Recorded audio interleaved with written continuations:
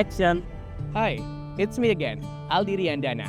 And now you're watching the part 2 of TSR Talks, Inspirational Stories for Creating Sustainable Impact. Pada episode sebelumnya kita telah menyaksikan bagaimana perjalanan Bayan Group Tabang Project memberikan dampaknya khususnya di bidang lingkungan hidup.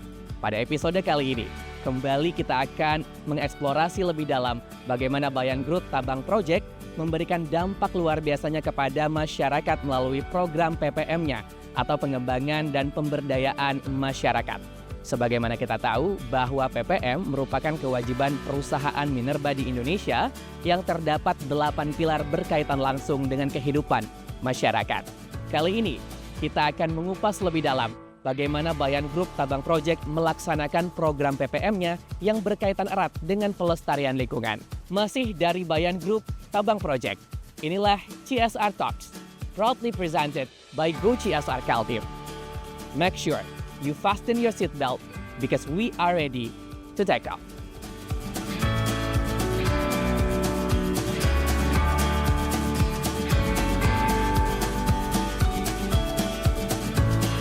Seru banget kalau kita ngomongin PPM, karena kita tahu bahwa perusahaan minerba itu diwajibkan melaksanakan PPM sebagaimana keputusan dari Menteri SDM, Pak ya.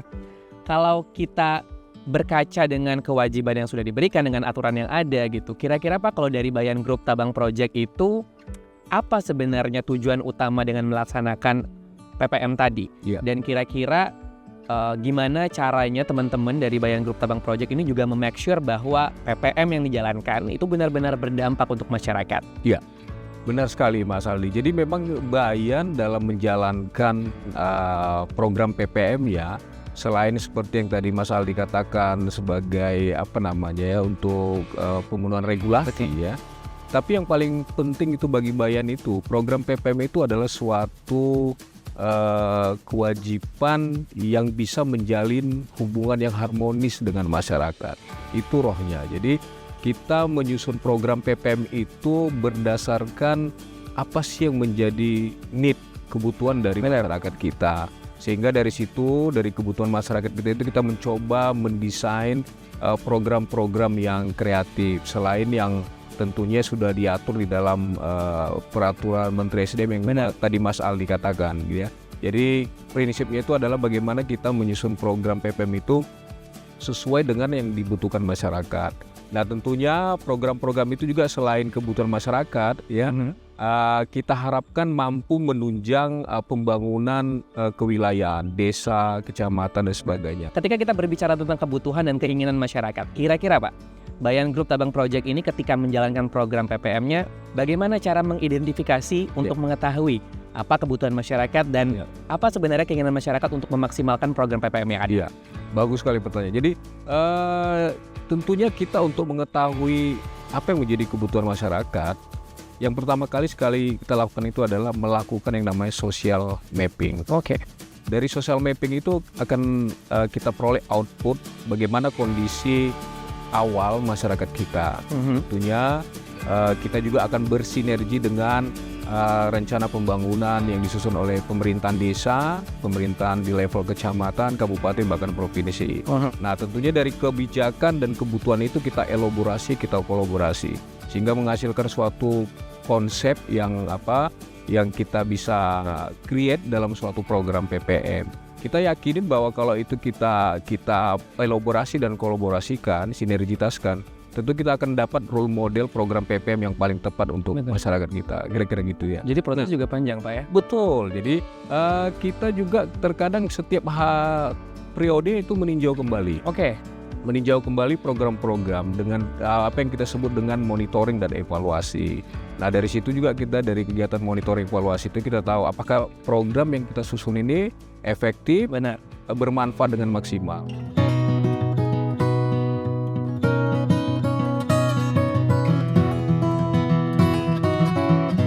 Ini tempat di mana kita budidaya anggrek. Budidaya anggrek ya. Jadi banyak banget sebenarnya anggrek-anggrek khas dari Kaltim ya Pak? Kaltim yang dirumahkan di sini. Betul. Tentu kan tadi Bapak juga bercerita bahwa ada masyarakat yang semangatnya di awal gitu Pak. Akhirnya terus tiba-tiba di tengah udah tidak semangat seperti itu. Kira-kira gimana sih Pak cara teman-teman Bayan menjaga semangat dari masyarakat agar terus berpartisipasi aktif dalam program-program PPM yang dijalankan oleh Pak Yan? Ya, jadi memang itu sering masalah di kami hadapi. Di awal sih menggebu-gebu, Betul. ya, tapi ketika kita sudah berjalan, ya, ternyata semangatnya. Nah, tentunya kita melihat, kita pelajari nih, kenapa sih semangatnya turun? Jangan-jangan memang satu, mungkin masyarakat itu sendiri tidak tahu ini mau ngapain nih, next time-nya mau ngapain nih, seperti apa. Nah, di situ tentunya harus lagi-lagi seperti saya katakan tadi itu harus ada komunikasi dan koordinasi yang baik dengan masyarakat kita. Kita ceritakan, biasanya sih masyarakat kita itu selalu belajar melihat yang berhasil dulu nih. Kadang kita sering Mas, jadi kita bawa itu untuk studi banding, studi tiru, sehingga kita sampaikan kalau program ini berjalan ini loh akhirnya dari sustainability ini loh keberhasilannya itu. Nah, terkadang dari situ akhirnya motivasi mereka bangkit kembali. Ya, mereka semangat lagi untuk ini. Yang jelas lagi-lagi saya katakan bahwa kita tidak boleh menyerah dengan kondisi mereka. Baik. Itu selalu biasa lah di dalam pemberdayaan masyarakat. Dinamikanya pasti ada gitu. Pasti ada. Karena memang BBM nggak mungkin instan ya Pak. Oh, itu justru di Pasti. situ.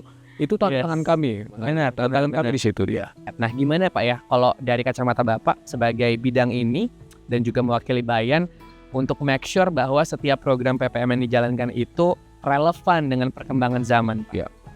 Pertama, seperti saya katakan tadi, tetap kita awali dengan social mapping ya. Oke. Social mapping. Yang kedua, kita harus mencari tahu ya apa yang menjadi kebutuhan. Baik. Itu. Kalau dua hal ini aja paling tidak kita lakukan, kita akan tahu persis ya apa yang menjadi relevansi kebutuhan mereka ya. Dan kalau yang lainnya ikutan Mas Ali, misalkan contohnya kita mau dia sebenarnya pengen katakan dulu ya pengembangan UMKM contoh. Baik.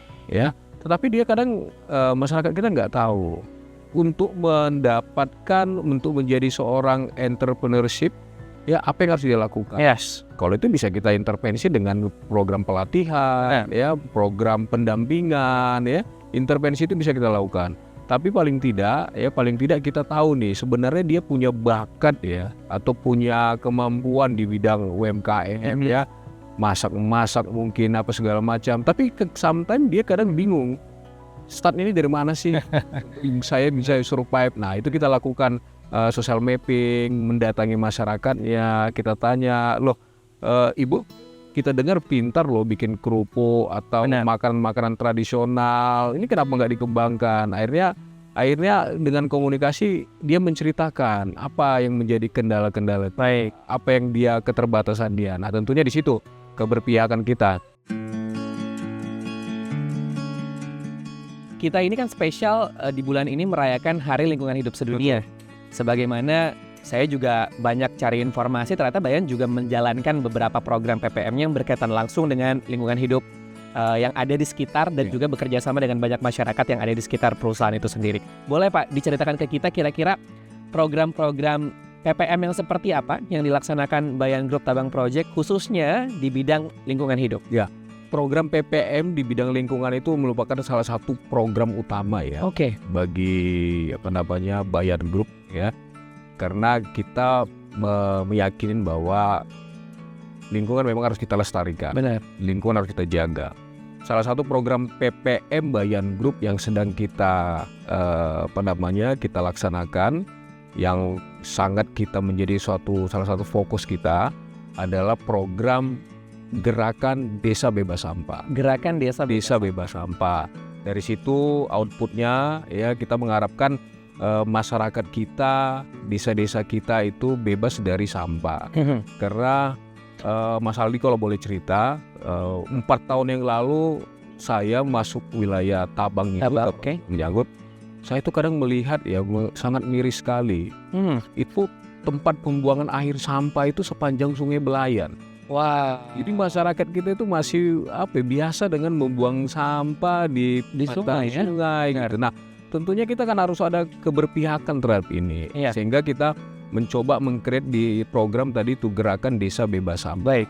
Nah, kita membangun bank sampah. Oke. Ya, kita membangun kampanye-kampanye ayo desa bebas sampah, jangan buang sampah di sungai. Kita bantu sarana prasarana ala angkut sampah, ya. Kita lakukan pelatihan, bahkan kita salah satu sekarang yang sedang kita kita dorong itu bagaimana program merubah pola mindset itu dari sekolah, ya. Kita ada dari dini, ya. Dari dini. Jadi ada salah satu sekolah yang di desa Tukung Ritan Baru, itu kita dorong untuk menjadi sekolah adiwiyata.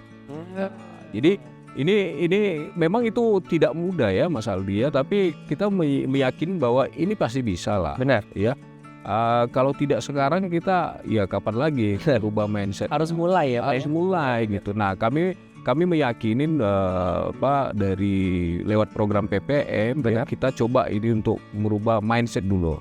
Terkadang mindset ini yang kalau kita tidak rubah, ini mentalnya yang tidak berubah gitu. Tapi kami yakin bahwa program gerakan desa bebas sampah itu akan berhasil. Oke, gerakan desa bebas sampah. Betul. Tadi udah dikasih contoh juga, ternyata prosesnya tidak hanya masyarakat di desa tapi sampai ke sekolah ya, benar-benar. Jadi semua lapisan masyarakat itu harus terlibat. Harus terlibat. Kita juga punya program Green Energy. Green Energy. Oke. Jadi di sekitar 26 desa itu Bayan itu memberikan bantuan PJU, penerangan jalan umum solar cell. Solar cell ya. Di 26 desa. 26 desa ya. Itu kurang lebih dari 2.500 unit set. Wah. Ya, jadi itu kita berikan. Tentunya kita bayangkan ya berapa pengurangan ya emisi karbon ya. Benar. Dari 2.500 lebih PJ solar cell yang kita distribusikan ke masyarakat, yang tadinya kalau tanpa teknologi solar cell tentunya penerangan jalan umum itu akan menggunakan listrik, dan ini tentunya akan sangat mempengaruhi kualitas udara. Nah, dengan PJ solar cell ini selain dari aspek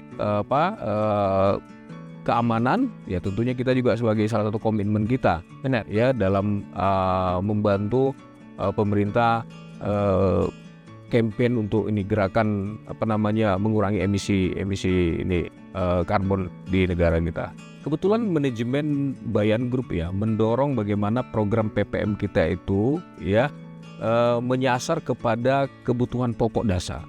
Kebutuhan pokok dasar. Ya, salah satunya adalah air bersih. Air bersih. Ya. Saat ini kita ada beberapa terlibat langsung dalam program air bersih. Ya, tentunya tujuan dari kita program air bersih ini selain lingkungan, ya, juga sebagai pemenuhan ajas kehidupan masyarakat kita. Karena kita Mas Aldi tahu lah, kalau kita udah nggak, kehidupan kita hari-hari tidak ada air bersih, wah betapa susah banget rasanya Pak ya. Kita tahu sendiri kan gitu. Jadi manajemen kita mendorong kita itu. Ayo untuk langkah pertama itu penuhi dulu nih kebutuhan masyarakat kita. Karena kita yakin begitu, kalau itu sudah kita lakukan, tentunya ya memang air bersih, lapisan masyarakat manapun pasti butuh air bersih. Nah, salah satunya adalah di Desa Gunung Sari. Itu yang proyek kita yang program air bersih yang sangat sampai sejauh ini sangat sukses kita laksanakan. Jadi di program air bersih di Desa Gunung Sari itu udah lebih dari 300 kakak yang menikmati ya. Dan itu masyarakat sampai sekarang itu kita support dalam hal operasional, perawatan ya. Kita harapkan sih output akhirnya bahwa melalui program air bersih ini ya, itu masyarakatnya menjadi mandiri gitu ya. Kita juga punya program yang namanya penghijauan ya, program penghijauan, dan kita elaborasi dengan program ketahanan pangan ya. Jadi kita itu bersama dengan masyarakat yang tadinya mungkin dia punya lahan ya yang katakan tidak produktif. Itu Bayan itu membantu ya dalam hal program penghijauan tadi itu, sehingga tentunya nanti harapannya ke depannya ketika program itu berhasil, selain dari sisi lingkungannya, kelestarian lingkungan ya dengan green ya, dan masyarakat juga bisa menjadi salah satu ke depannya mungkin sumber penghasilan dia ya. Nah, yang paling menarik nih, apa tuh? Bayan tuh punya zoo. Mungkin tadi Pak Wahyudi tadi udah cerita ya. Iya. Jadi kita lewat program PPM itu mencoba bersinergi juga nih. Jadi ternyata Mas Aldi, anak-anak sekolah di sini memang mungkin biasa ya. Ini pengalaman saya nih Mas Aldi.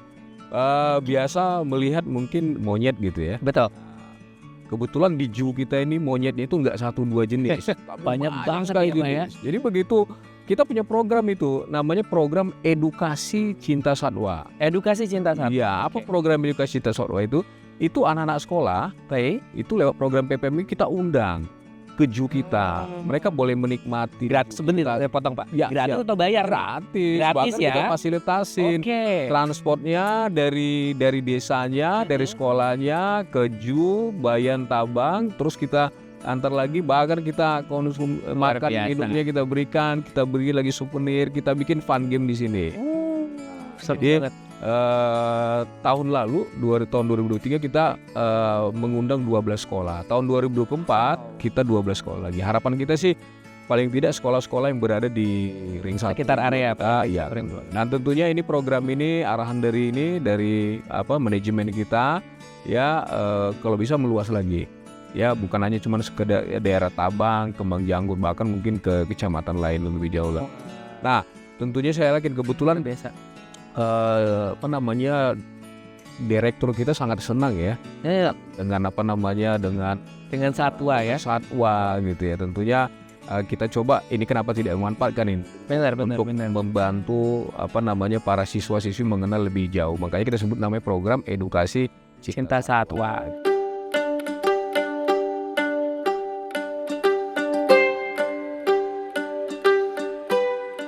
Jadi ini hidroponik ya Pak ya? Betul Mas Aldi, ini yang saya katakan tadi ya, hidroponik lewat program greenhouse kita.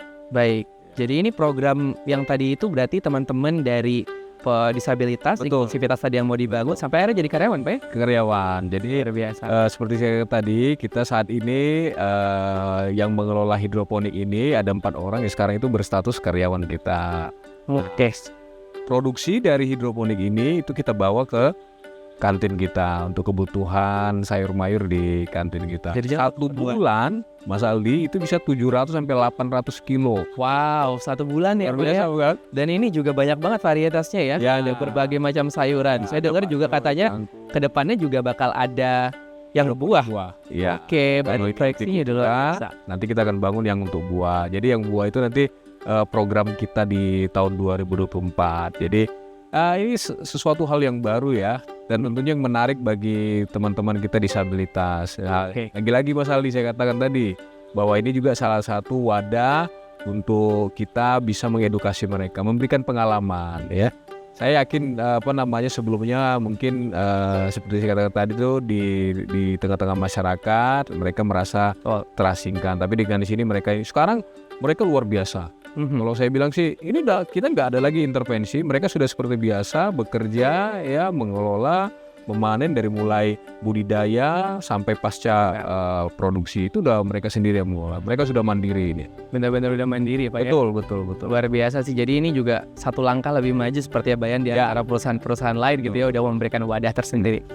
Cerita atau pengalaman tertentu ketika menjalankan program bersama masyarakat ya Pak di sekitar ringnya gitu. Kira-kira ada nggak sih cerita yang menarik ingin Bapak bagikan untuk kita semua dari perjalanan Bapak selama ini mengurus Komdev di Bayan Pak?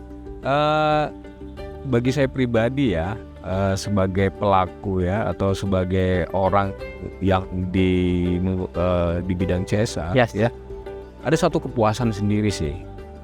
Kepuasan ketika masyarakat kita itu berhasil ya, berhasil dan kita merasa puas ya, karena tentunya program yang kita bangun ya ini akhirnya bisa mereka terima. Tujuan dia itu adalah bagaimana kita mengembangkan atau memberdayakan masyarakat kita, kan itu rohnya. Benar ya. Jadi kepuasan kita sendiri sih teman-teman Komdev di Bayan Tabang ini ya, karena memang paling tidak kita memiliki arti di tengah-tengah masyarakat kita lewat program-program kita. Itu aja sih.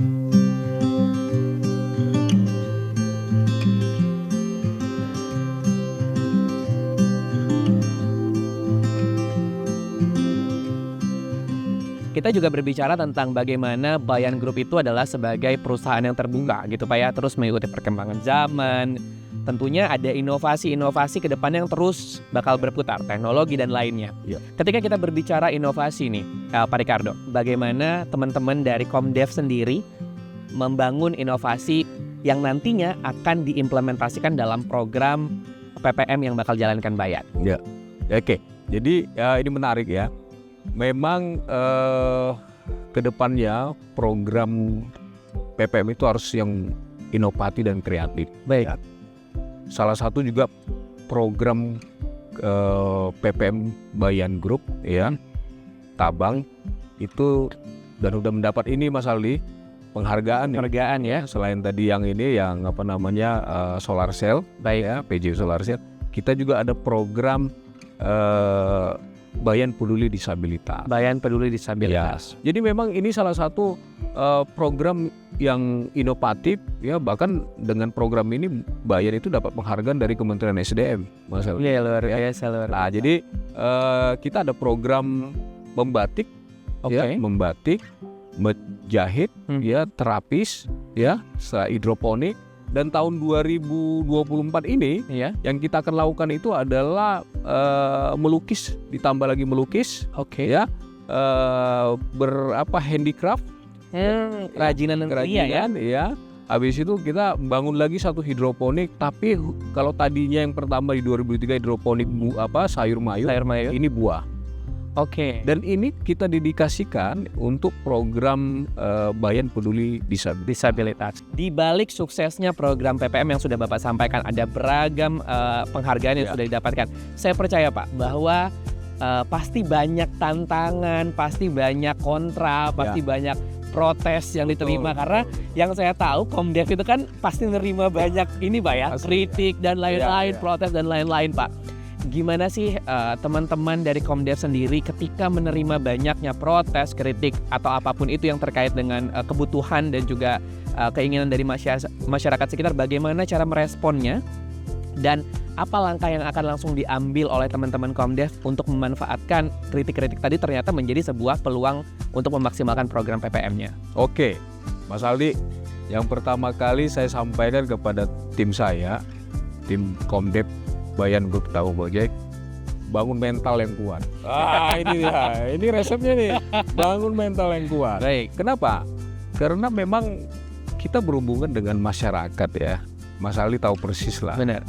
Bahwa masyarakat itu pasti berhubungan dengan banyak orang. Yes. Banyak orang, banyak kepala, banyak mau, banyak ininya. Kadang udah kita sometimes kita udah berpikir udah memberikan yang maksimal ya. Baik. Tapi kadang gini. Yang baik belum tentu benar, yang benar belum tentu yang baik gitu ya. Betul. Baiknya orang dan benar orang beda-beda. Beda-beda gitu. Jadi tapi it's okay. Kami beranggap bahwa itu adalah tantangan ya, tantangan. Memang kita yang terbiasa berhubungan dengan masyarakat, memang pertama sekali kita harus memahami diri bahwa itu risiko dari suatu pekerjaan kita, karir kita di bidang orang-orang yang bergerak di bidang community development atau CSR. Nah, karena kita berhubungan dengan banyak orang. Nah, yang penting adalah bagaimana satu KIS. Oke. Apa itu KIS? Koordinasi, ya, integrasi, sinkronisasi dengan masyarakatnya. Itu yang penting. Ya, kalau soal tantangan itu pasti. Apapun pekerjaan kita, Mas Aldi, semua ada tantangan, ada risiko. Tinggal bagaimana kita mengelaborasi, ya, mencari solusi yang terbaik. Masyarakat banyak permintaan ya. Saya juga kalau sebagai masyarakat pasti banyak lah. Benar nggak? Benar. Kemampuan saya tidak terbatas. Saya pengen A, B, C itu normatif. Jadi kalau saya sih sebagai orang Komdev, karena sudah memahamin itu, jadi saya have fun aja, enjoy aja, nikmatin aja. Yang penting aja diskusi, aja bicara, saya yakin bisa lah ya. Kalau semua tidak bisa terpuaskan, tapi saya yakin bahwa kalau kita memberikan yang baik buat masyarakat, kita bisa merangkul mereka. Saya yakin masyarakat juga akan merasa. Saya juga selalu menyampaikan bahwa memfilosofikan ya, kita harus hati masyarakatnya dulu nih. Betul. Makanya tadi tuh kebutuhannya apa yang dibutuhkan, Yes. bukan apa yang diinginkan. Nah, itu berbeda ya. Benar. Filosofinya di situ, Mas Aldi. Yes, saya setuju banget sih Pak ya, karena percuma program kita sukses, program kita berprestasi, ternyata masyarakat sebenarnya tidak membutuhkan Betul. itu gitu kan, karena ujung-ujungnya programnya berhasil itu ketika memang benar-benar sampai ke orang yang tepat, gitu ya Pak ya. Ya.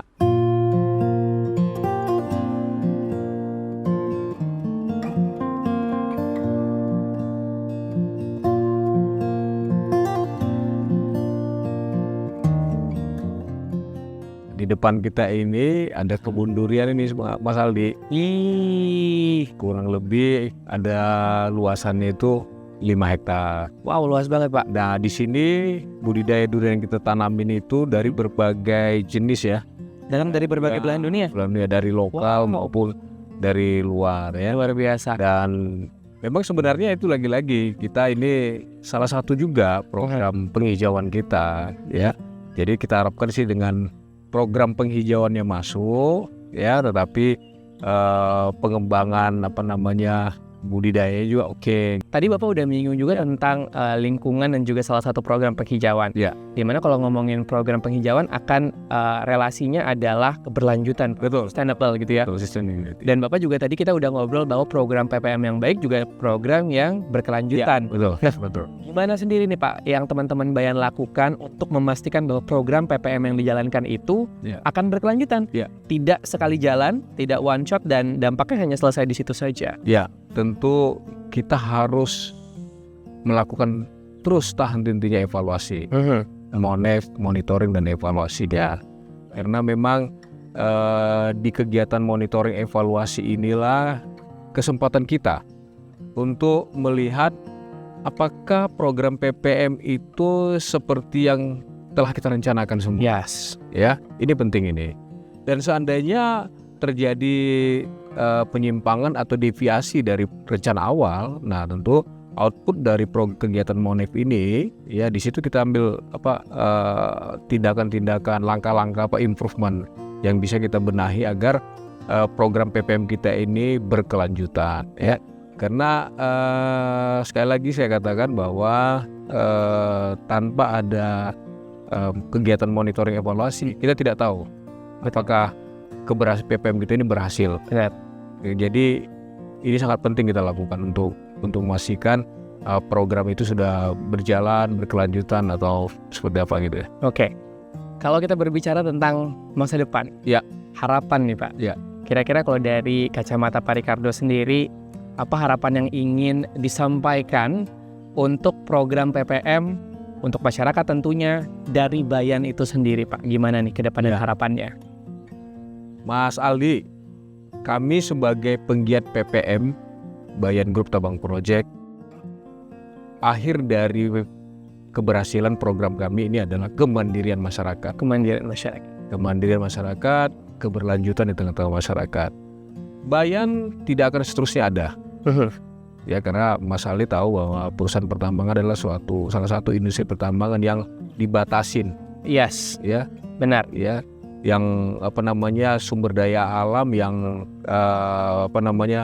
yang terbatas. Yes, benar. Nah, tentunya harapan kami lewat program-program PPM yang telah kita bangun sejak dari awal kegiatan penambangan itu harus berhasil. Tujuan kita adalah sekali lagi kita ingin masyarakat kita, lingkar tambang kita itu mandiri. Saya rasa itu suatu impian kita bersama ya. Betul. Saya nanti ke depannya akan menjadi kado terindah bagi Bayan. Betul. Ya, kalau ngelihat masyarakatnya mandiri, betul. sejahtera, betul. Luar biasa. Tentunya itu akan berdampak juga terhadap kalau Mas Ali bisa pahami itu menjadi suatu nama baik lah. Betul. Ya, Bayan Legacy, sendiri. Legasinya, warisannya gitu. Bayangkan kalau misalkan nanti suatu saat Bayan sudah berakhir kegiatan operasi, tapi ketika ditanya, wah, apa dulu Bayan kontribusi tengah-tengah masyarakat kami kan ini yang kita tidak mau, ini yang kita pengen hindari.